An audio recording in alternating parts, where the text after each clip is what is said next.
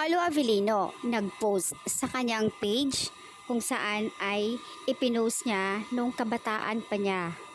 Cutie putito ayon sa caption niya at syempre naman hindi nagpapahuli naman ang mga photos ni Kim nung talagang bata pa sila.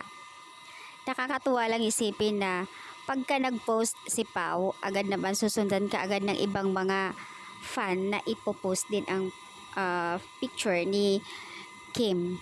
Tinumbasan kumbaga ang post ni Paolo Avellino. Syempre, nilalike naman ni Paolo Avellino ang post ni Kim. Nakakatuwa, di ba? Kilig overload ang mga netizens sa post ni Paolo. Yung talagang sinasabi nila na ito ang kagandahan talaga sa mains natin. Palagi silang nag-a-update na kahit wala pa muna silang ganap. Pero yung pag-post nila sa Facebook, sa kanilang social media account, malaking bagay na yun para sa ating mga fans.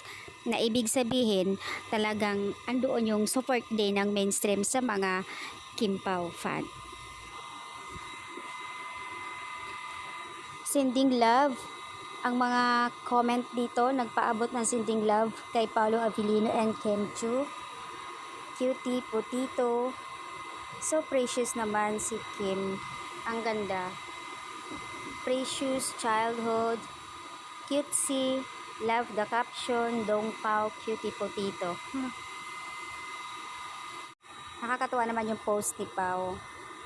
For sure, Paolo and Kim will have a cutie potito pag kayo nagkatuluyan. Syempre, lalong magaganda ang anak niyo dyan.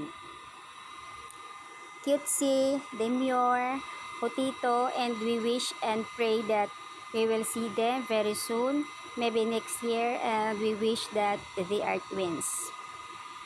Hurry up since the time is clicking so fast. God bless you both. Love you, Kim Pao. Wala naman masama mangarap ang mga fans. Natutuwa lang sa mga post niyo. At syempre naman, supportive all the way ang mga fans.